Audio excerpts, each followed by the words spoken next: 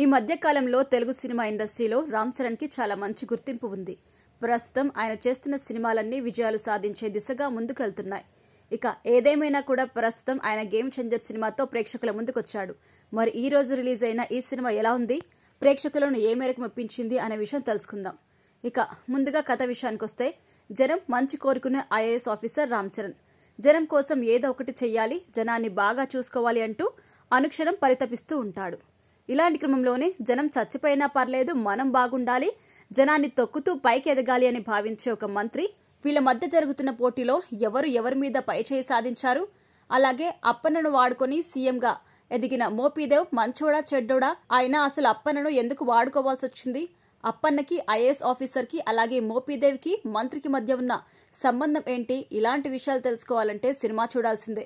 ఇక విశ్లేషణ విషయానికొస్తే, ఈ సినిమాను దర్శకుడు శంకర్ చాలా వరకు బాగా తీసే ప్రయత్నం అయితే చేశాడు. ఇక అందులో భాగంగానే ఆయన చేసిన ఈ సినిమాలో కథపరంగా ఓకే అనిపించినప్పటికీ స్క్రీన్ ప్లే పరంగా ఇంకా చూసుకుంటే మాత్రం సినిమాలో కొన్ని బొక్కలైతే ఉన్నాయి.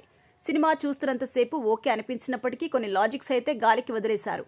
ముఖ్యంగా ఈ సినిమాలో సినిమాటిక్ లిబర్టీ అనేది కొంచెం ఎక్కువగా తీసుకున్నారు. ఇక ఫస్ట్ హాఫ్ మొత్తం రామ్ చరణ్, కైరా అద్వానీ మధ్య వచ్చే సీన్స్ తో ముందుకు సాగుతుంది. నిజానికి ఇంటర్వెల్ కి ఒక 20 నిమిషాల ముందు ఒక భారీ యాక్షన్ ఎపిసోడ్స్ తోనే ఈ సినిమా స్టార్ట్ అవుతుంది. అయితే ప్రతి సీన్ ని శంకర్ చాలా వరకు ఎక్స్పాండ్ చేస్తూ చెప్పే ప్రయత్నం అయితే చేశాడు. ఇక సెకండ్ హాఫ్ లో అప్పన్న ఎపిసోడ్ తో ఫ్లాష్ బ్యాక్ స్టార్ట్ చేసిన శంకర్ ఆ ఎపిసోడ్ లో మాత్రం ప్రతి ఒక్కరిని ఎమోషనల్ గా కనెక్ట్ చేశారు. ముఖ్యంగా ప్రతి సీఎం కూడా చాలా ఎక్స్ట్రాడినరీగా ఉంటుంది. సెకండ్ హాఫ్ మొత్తం ప్రేక్షకుల్ని వేరే ప్రపంచంలోకి తీసుకెళ్లే ప్రయత్నం చేశాడు.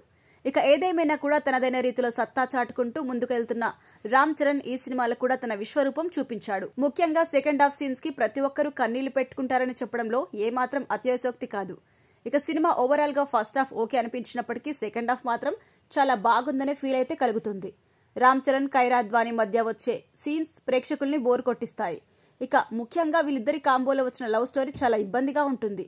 మరి అది ఎందుకు వాడారో సినిమాలో, దానివల్ల సినిమాకి ప్లస్ అయింది మాత్రం ఏమీ లేదు. ఇక రామ్ చరణ్, ఎస్జే సూర్యాల మధ్య వచ్చిన టగ్ ఆఫ్ వార్ సీన్స్ సగటు ప్రేక్షకుల్ని ఒక హై ఫీల్ కి తీసుకెళ్తాయి. ఇక చాలా రోజుల తర్వాత శంకర్ మార్క్ టేకింగ్ అయితే ఈ సినిమాలో మనకు కనిపిస్తుంది. ఇక ప్రతిదీ డీటెయిల్ గా చెప్పే ప్రయత్నం చేసినప్పటికీ శంకర్ గత కొన్ని సంవత్సరాల నుంచి ఫ్లాప్ సినిమాలు చేస్తూ వస్తున్నాడు. కాబట్టి ఈ సినిమాను చాలా ప్రెస్టీజియస్ గా తీసుకుని సూపర్ సక్సెస్ చేయాలనే ఉద్దేశంతో ముందుకెళ్తున్నారు.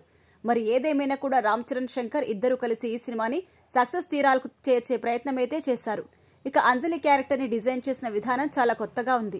ముఖ్యంగా మదర్ అండ్ సన్ రిలేషన్షిప్ లో వచ్చిన ఎమోషన్ సీన్స్ ప్రేక్షకుల్ని కట్టిపడేస్తాయి.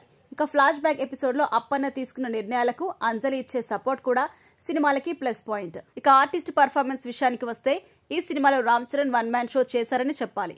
ప్రతి సీన్ లో తనను తాను ఎలివేట్ చేసుకోవడమే కాకుండా సినిమాలో ఉన్న ఎమోషన్ ని మోస్తూ ముందుకు సాగారు. ముఖ్యంగా శంకర్ ఈ సినిమాలో రామ్ చరణ్ మీద పెద్ద బాధ్యత పెట్టారు. దాన్ని సక్సెస్ఫుల్ గా నెరవేర్చే ప్రయత్నం అయితే చేశారు. ఇక డిఫరెంట్ షేడ్స్ ఉన్న ఈ పాత్రలో ఆయన చాలా సెటిల్డ్ పర్ఫార్మెన్స్ ఇచ్చి మెప్పించారు. మరీ ముఖ్యంగా అప్పన్న పాత్రలో చాలా మెచ్యూర్డ్ పర్ఫార్మెన్స్ అయితే ఇచ్చారు. ఇక శంకర్ రాసుకున్న పాత్రను ఎక్కడ తగ్గించకుండా రామ్ చరణ్ కూడా అద్భుతంగా చేశారు. అలాగే ఐఏఎస్ ఆఫీసర్ గా కూడా నటన ప్రేక్షకుల్ని అలరించింది. ఇక అంజలి యాక్టింగ్ కూడా సినిమాకి ప్లస్ పాయింట్. ఇక కియారా అద్వానీతో పోల్చుకుంటే అంజలి పాత్రకి చాలా ఇంపార్టెన్స్ ఉంటుంది. కాబట్టి ఆమె గురించి మనం ప్రత్యేకంగా మాట్లాడుకోవాల్సిన అవసరం అయితే ఉంది. ఇక ఎస్జే సూర్య విలనిజం అయితే నెక్స్ట్ లెవెల్ అనే చెప్పాలి. ప్రతి సీన్ లో తన విలనిజాన్ని ఎలివేట్ చేయడానికి డిఫరెంట్ గా మాడ్యులేషన్స్ వాడుతూ చాలా అద్భుతంగా నటించారు. ముఖ్యంగా ఈ మధ్య కాలంలో ఆయన చాలా సెలెక్టెడ్ పాత్రలు ఎంచుకుంటూ ముందుకు సాగుతున్నారు. ఇక ఇదిలా ఉంటే ఆర్టిస్టులైన సునీల్, శ్రీకాంత్, వెన్నెల కిషోర్ లాంటి నటులు వాళ్ళ పాత్రల పరిధి మేరకు నటించారు. ఇక టెక్నికల్ విషయానికి వస్తే, మ్యూజిక్ విషయంలో చాలా వరకు కేర్ తీసుకున్నారు. ముఖ్యంగా శంకర్ సినిమాలో ఏఆర్ రెహమాన్ మ్యూజిక్ అంటే చాలా అద్భుతంగా ఉంటుంది.